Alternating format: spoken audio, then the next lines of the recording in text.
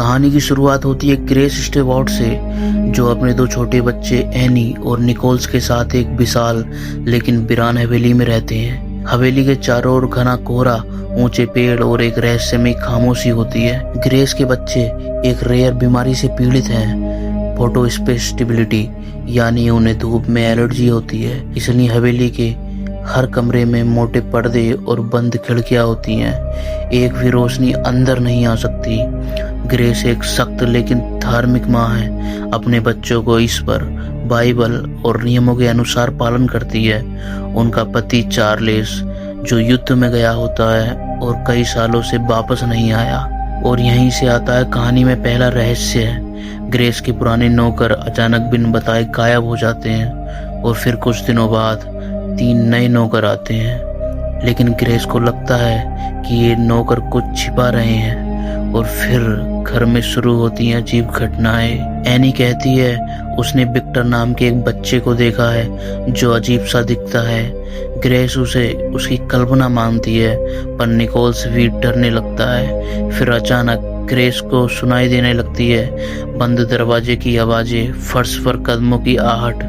कभी किसी कमरे में अचानक धुंध छा जाती है, कहीं किसी पुराने पियानो में खुद ब खुद संगीत बजने लगता है।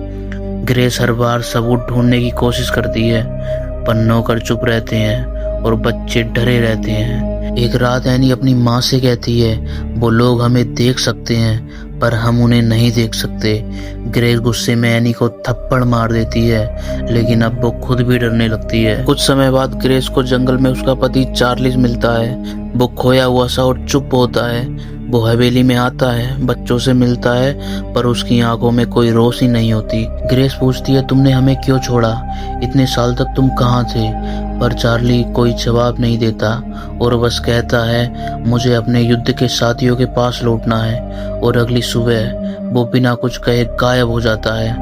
अब ग्रेस को लगता है कि हवेली कुछ अलौकिक है। वो एक पुरानी किताब ढूंढती है जिसमें कुछ मरे हुए लोगों की तस्वीरें होती हैं। विक्टोरिया एरा में लोगों को पोस्टमार्टम तस्वीर मिलती है।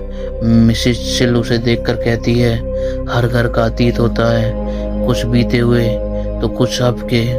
ग्रेस ने तय कर लिया होता है कि वो प्रार्थना करेगी, भूतों को भगाएगी और अपने बच्चों को बचाएगी। वो आवाजों के पीछे जाती है, कमरे दर कमरे। फिर उसे एक पुराना कमरा मिलता है जहाँ एक टेबल के चारों ओर कुछ लोग बैठे होते हैं। वो हैरान हो जाती है, एक औरत, एक आदमी और एक बच्चा उसकी बेटी से बात कर रहे हैं। वो चिल्लाती है, दरवाजा तोड़ती है, पर कोई उसे नहीं सुनता। और फिर आता है सबसे बड़ा ट्विस्ट, यह हवेली में रहने वाले भूत कौन है? ग्रेस के बच्चे अचानक कहने लगते हैं मम्मी हम मर चुके हैं ना। ग्रेस रोने लगती है, हाँ वो सब मर चुके हैं। सालों पहले ग्रेस ने तनाव और अकेलेपन में अपने बच्चों को तकिए से मार डाला और खुद को गोली मार ली, लेकिन उन्हें अपनी मौत का एहसास नहीं था। वो समझ रही थी कि हवेली में भूत आ गए हैं, जबकि वो खुद ही भूत थी। विक्टर और उसका परिवार असल इंसान है जो हाल ही में उस हवेली में रहने आए थे, लेकिन उन्हें भी ग्रेस और उसके बच्चों की आत्माएं दिखने लगी थी। मिस्टर मिसेस सिल, ट्रूथ और लूटिया पहले से मरे हुए नौकर हैं जो ग्रेस की मदद करने आए थे ताकि वो अपनी सच्चाई स्वीकार कर सके। ग्रेस और उसके बच्चे अब इस घर की आत्माएं बन गए हैं, पर अब शांत हैं क्योंकि उन्हें सच पता चल चुका है। इस घर का मालिक कौन है?